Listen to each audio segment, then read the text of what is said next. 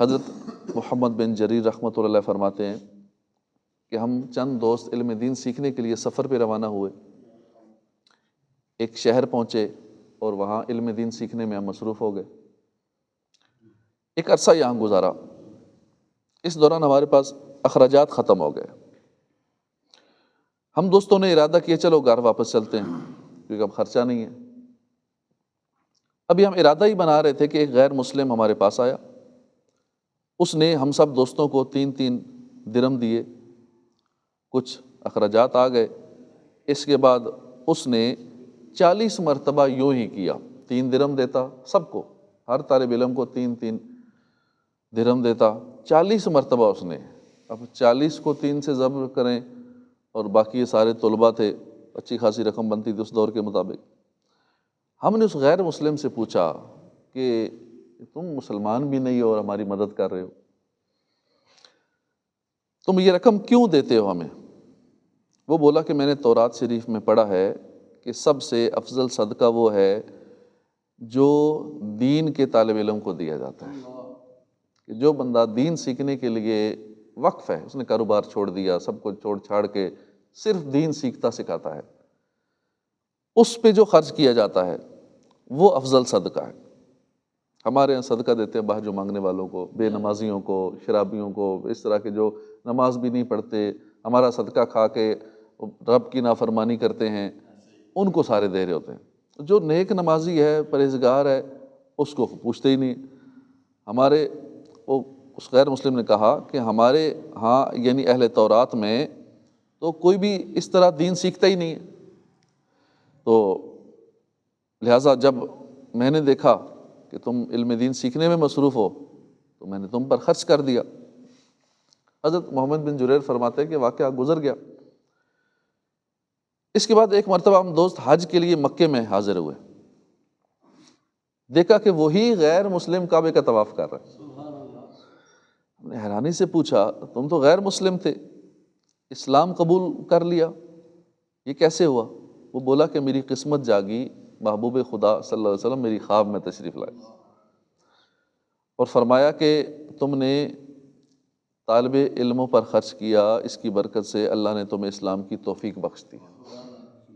بس یہیں سے میری قسمت جاگی اور میں نے اسی وقت خواب میں ہی محبوب خدا صلی اللہ علیہ وسلم کے ہاتھ مبارک پر اسلام قبول کر لیا۔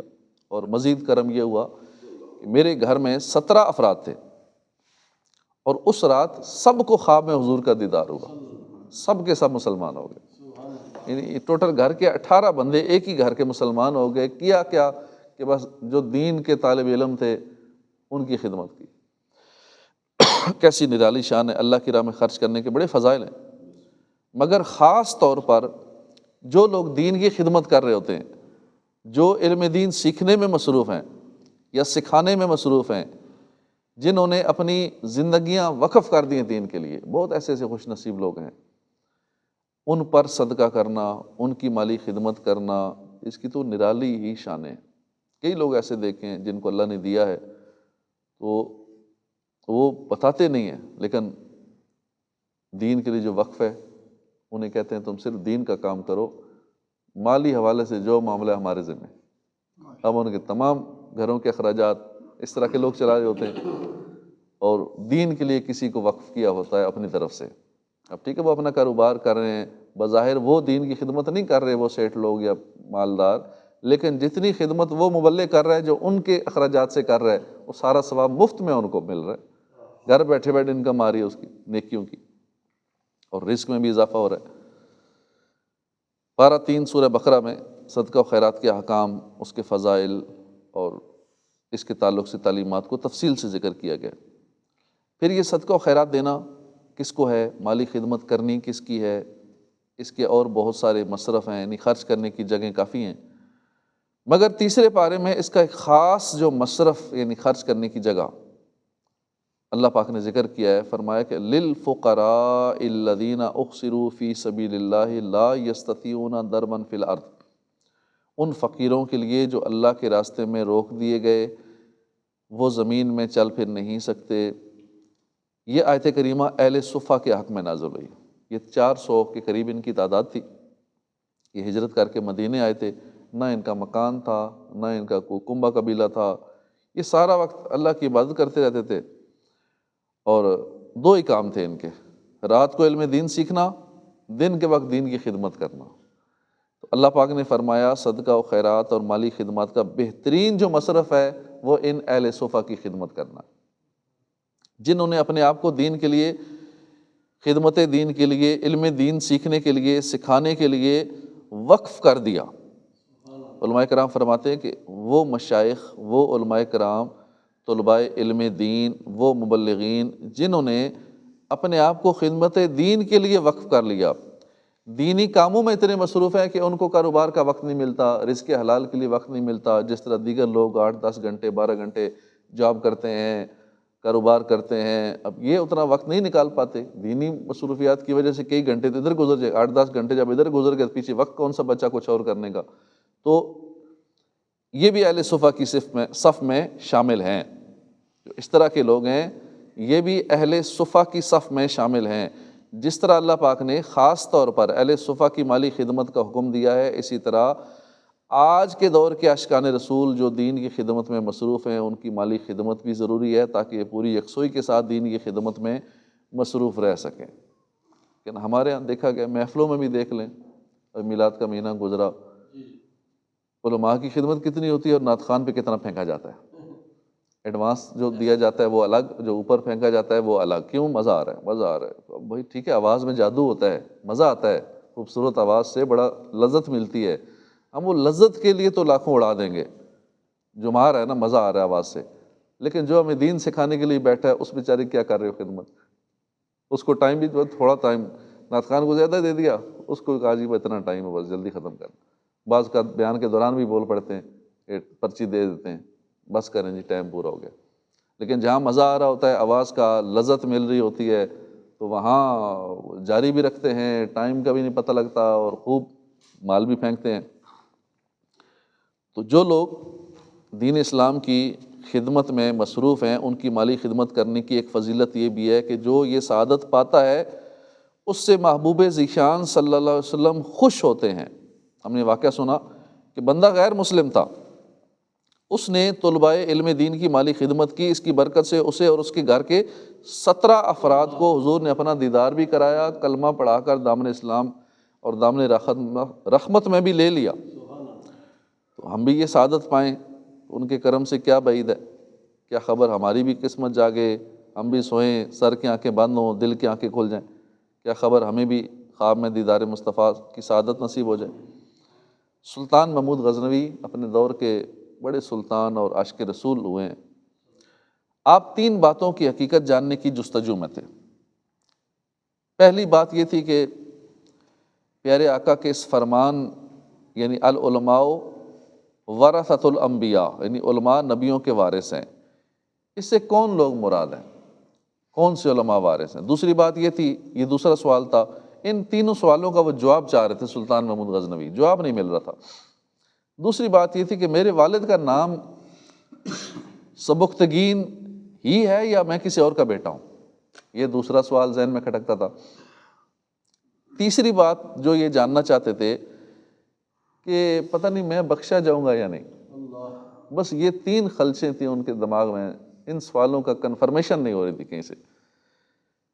ایک رات سلطان محمود غزنوی رحمۃ اللہ اپنے لشکر کے ساتھ کہیں جا رہے تھے، ایک خادم روشنی کا ایک چراغ لیے لشکر کے آگے آگے، ایک شمع دان جو روشنی کا ایک سامان ہوتا ہے وہ لشکر کے آگے آگے لے کے چل رہا تھا۔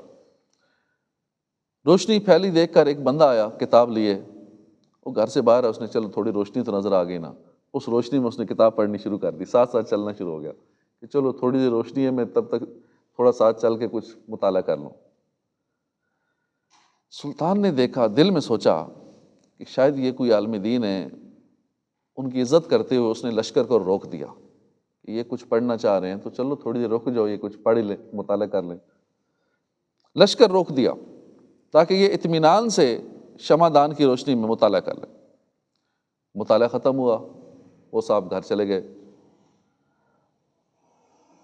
تو سلطان اپنے لشکر کے ساتھ وہاں سے رخصت ہو گئے۔ اسی رات قسمت کا ستارہ چمک گیا، رات کو سوئے، قسمت جاگ اٹھی، خواب میں دو جہاں کے تاجدار صلی اللہ علیہ وسلم تشریف لے آئے۔ قربان جائیے، محبوب کریم نے ایک ہی جملہ کہا،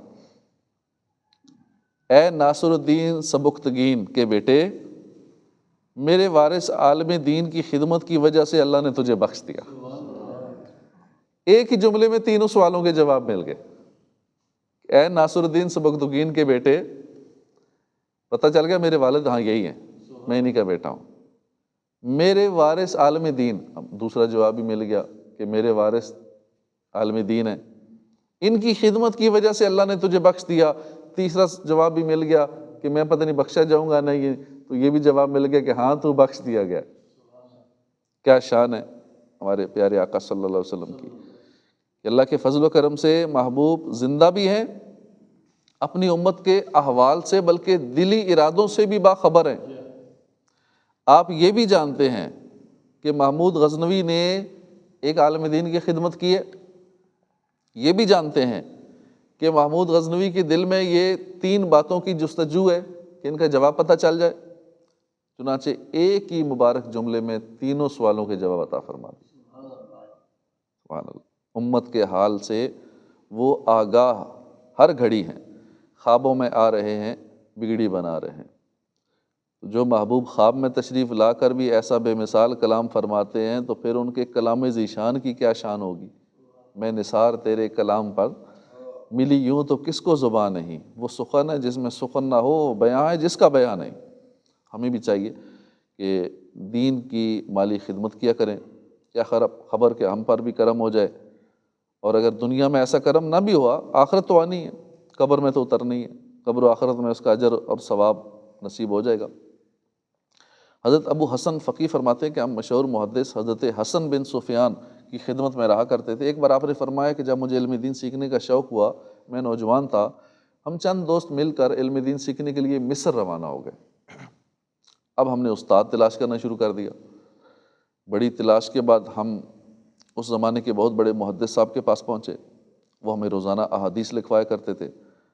ہم سب دوست ایک مسجد میں رہتے تھے، پردیس تھا، غربت تھی، تنگ دستی تھی، کوئی ہماری مشقتوں تکلیفوں سے واقف نہیں تھا، ہم نے بھی کبھی کسی کے سامنے مشقتوں کا رونا نہیں رویا۔ ایک بار یوں کہ ہمارے پاس جتنے پیسے تھے سارے ختم ہو گئے، فاقہ کشی شروع ہوئی، یہاں تک کہ 3 راتیں 3 دن بھوک میں گزر گئے، کمزوری بہت بڑھ گئی، چلنا پھرنا دشوار ہو گیا بھوک کی وجہ سے۔ حضرت حسن بن سفیان فرماتے ہیں کہ اسی بھوک کی حالت میں 4تھا دن بھی آ گیا، اب تو کمزوری اتنی ہو گئی، چنانچہ میں مسجد کے کونے میں گیا، نماز پڑھنی شروع کر دی، نماز کے بعد دعا مانگی، ابھی دعا سے فارغ بھی نہیں ہوا، ایک نوجوان مسجد میں آیا، اس نے پوچھا کہ حسن بن سفیان کون ہے؟ میں نے کہا میں ہوں۔ نوجوان بولا کہ ہمارے شہر کے حاکم طولون نے تمہارے لیے کھانا بھجوایا۔ میں نے حیرانی سے پوچھا کہ حاکم کو ہمارے بارے میں کیسے پتہ چلا؟ وہ نوجوان بولا کہ میں خادم ہوں، آج صبح ہمارے حاکم نے بلایا اور کہا کہ فلاں محلے کی مسجد میں فلاں مسجد میں چلے جاؤ، وہاں دین کے طالب علم ہیں اور 3 دن سے بھوکے ہیں، انہیں کھانا بھی پہنچاؤ اور کچھ رقم بھی دیو، اور ہاں میری طرف سے معذرت بھی کرنا کہ مجھے ان کے حال کا پتہ نہ چل سکا، کل میں خود ان کی بارگاہ میں حاضر ہوں گا، معافی مانگوں گا۔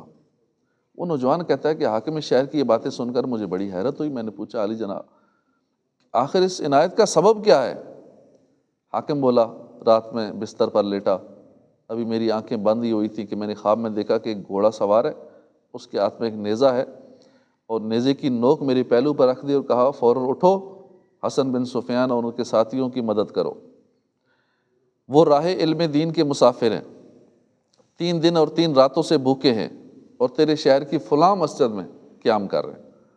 حاکم کہتا ہے میں نے اس گھوڑ سوار سے پوچھا آپ کون ہیں؟ انہوں نے کہا میں اللہ کا فرشتہ ہوں اور تمہیں طلباء علم دین کی اس حالت سے خبردار کرنے آیا ہوں، اب دیر نہ کرو، فوراً خدمت کا انتظام کرو۔ بس اتنا کہنے کے بعد وہ گھوڑ سوار میری نظروں سے اوجھل ہو گیا۔ حضرت عبداللہ بن مبارک جو امام اعظم کی خاص شاگرد ہیں، اہل علم لوگوں کے ساتھ خاص طور پر بھلائی کرتے تھے، ان سے عرض کی گئی کہ آپ سب کے ساتھ ایک سا معاملہ کیوں نہیں رکھتے؟ فرمایا میں انبیاء کے بعد علماء کے سوا کسی کے مقام کو بلند نہیں جانتا۔ ایک بھی عالم کا دھیان اگر اپنی حاجات کی طرف چلا گیا کہ میری یہ ضرورت ہے، مجھے یہ بھی چاہیے، میں نے کاروبار بھی کرنا ہے، توجہ اس کی اگر کہیں اور چلی گئی، اس کی توجہ بٹ گئی، تو پھر صحیح طور پہ دین کی خدمت نہیں کر سکے گا، اور دینی تعلیم پر اس کی درست توجہ نہیں ہو سکے گی، نہ صحیح طریقے سے علم دین سیکھ پائے گا، نہ سکھا پائے گا، نہ دین کی خدمت کر پائے گا، اس کی توجہ ہی بٹ گئی۔ اس کو بچوں کا خیال بھی ہوگا، روزی روٹی کا خیال بھی ہوگا، کاروبار کا بھی خیال ہوگا، تو جیسی توجہ بٹی، ایک چیز سے فوکس ہٹتا ہے تو دوسرا ڈسٹرب ہو جاتا ہے، ایک ہی کام بندہ صحیح طریقے سے کر سکتا ہے۔ لہٰذا انہیں علمی خدمت کے لیے فارغ کرنا یہ افضل ہے۔ اللہ پاک قرآن کریم میں فرماتے ہیں یا ایھا الذین آمنوا هل ادلکم علی تجارۃ تنجیکم من عذاب الیم، اے ایمان والو کیا میں ایسی تجارت پر تمہاری رہنمائی کروں جو تمہیں دردناک عذاب سے بچا لے۔ اب اللہ پاک نے یہاں تجارت کہا ہے۔ تجارت کیا ہوتی ہے؟ خرید و فروخت، کچھ ہم دیتے ہیں، کچھ کے بدلے میں ہمیں کچھ ملتا ہے، یہ تجارت ہے۔ اب یہ بھی اللہ کی کرم نوازی ہے کہ ہمارے پاس اپنا تو ہے ہی کچھ نہیں نا، جو دے رہے ہیں وہ بھی اللہ کا دیا ہوا سب کچھ ہے، توفیق بھی اسی کی دی ہوئی ہے، ہمیں پیدا کرنے والا بھی اللہ ہے، ہاتھ بھی اللہ نے دیے، مال بھی اللہ پاک نے دیا، توفیق بھی اللہ نے دی، سب کچھ اللہ کا ہے، اسی کا دیا ہوا ہے۔ پھر تجارت کیسی ہے؟ مگر کرم دیکھیے کہ اے ایمان والو تمہیں ایسی تجارت بتائیں جو تمہیں دردناک عذاب سے بچا لے۔ کون سی تجارت ہے؟ فرمایا تؤمنون باللہ ورسولہ وتجاہدون فی سبیل اللہ باموالکم وانفسکم، تم اللہ اور اس کے رسول پر ایمان رکھو، اللہ کی راہ میں اپنے مالوں اور اپنی جانوں کے ساتھ جہاد کرو۔ کرنے دو کام ہیں اس انوکھی تجارت میں، اللہ رسول پر ایمان لانا ہے، تو الحمدللہ وہ ہم ویسے ہی ایمان لائے ہوئے ہیں، مسلمان ہیں اللہ کے فضل و کرم سے۔ دوسری بات، دوسرا کام کیا کرنا ہے؟ دین کی مالی خدمت کرنی ہے، جانی خدمت کرنی ہے، جتنا ہو سکے، جتنا بن پڑے مالی خدمت بھی کرنی ہے۔ اور یہاں بھی بڑی ایمان افروز بات ہے کہ ہم مارکیٹ میں جاتے ہیں، کوئی چیز لیتے ہیں، کوئی 1000 کی ہے، کوئی 1500 کی، ہر چیز کا ایک فکس ریٹ ہے، لیکن یہاں بھی اللہ کا کرم دیکھیے، دنیاوی چیز جو اس کا ریٹ ہو اس کا کم میں نہیں ملتی، کہتے بھائی یہ ریٹ ہے لینی تو لو، ایسا نہیں کہ ٹھیک 100 روپے ایک چیز ہے کوئی کہے 10 کی لے جاؤ، نہیں، جتنے کی اتنے کی ملے گی۔ لیکن یہاں اللہ کی کرم نوازی کہ ٹھیک ہے 10 ہیں تو 10 کی لے جاؤ، 100 ہیں 100 کی لے جاؤ، 1 روپے ہے تو 1 کی لے جاؤ، یہ بھی خاص کرم نوازی ہے۔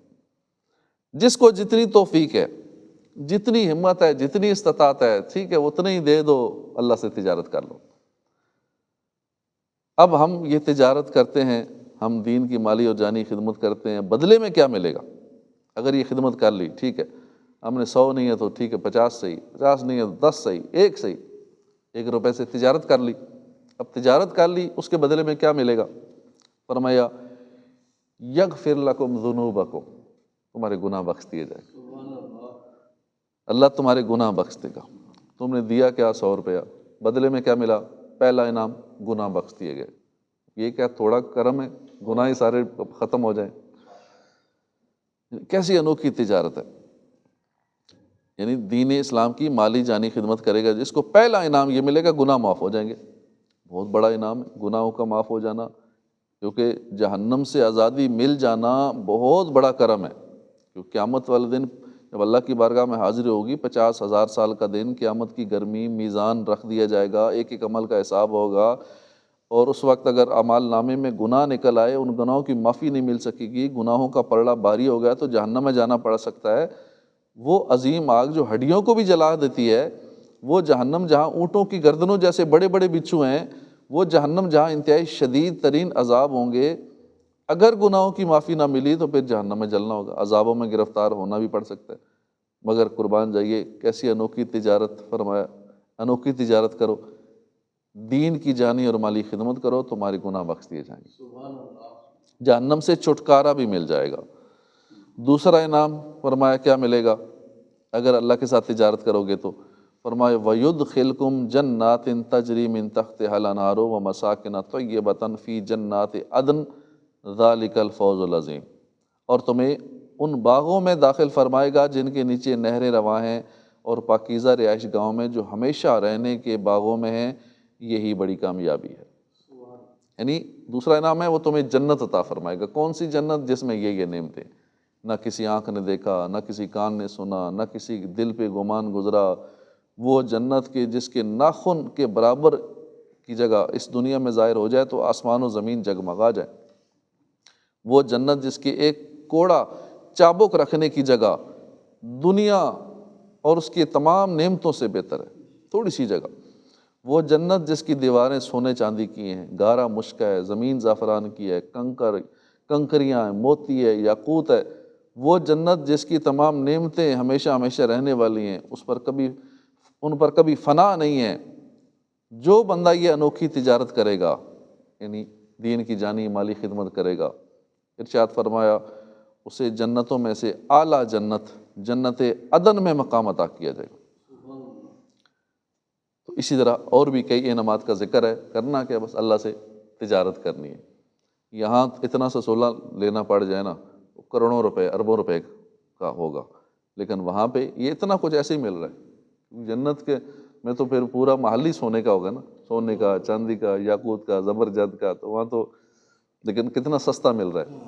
وہاں کی نعمتیں ابھی بڑی سستی ہیں کیونکہ ابھی ٹائم ہے نا، جو لینے بڑا سستا مل رہا ہے۔ اگر اربوں روپے لے کے بھی کچھ مل جاتا ہے، تھوڑا بہت جنت کا ایک آدھ محل مل جاتا ہے نا، کچھ 100 ارب دے کے، بہت سستا ہے۔ لیکن اللہ پاک تو بعض کا 100 روپے کے بدلے میں بھی عطا فرما رہے، ایسا کریم ہے، جس کے پاس جتنا ہے، جو جتنا افورڈ کر سکتے، ٹھیک ہے، اس کو مل جائے گا، اتنے میں مل جائے گا۔ اللہ پاک ہمیں آخرت کی تیاری کرنے کی توفیق عطا فرمائے، آمین، بجاہ النبی الامین صلی اللہ علیہ وآلہ وسلم۔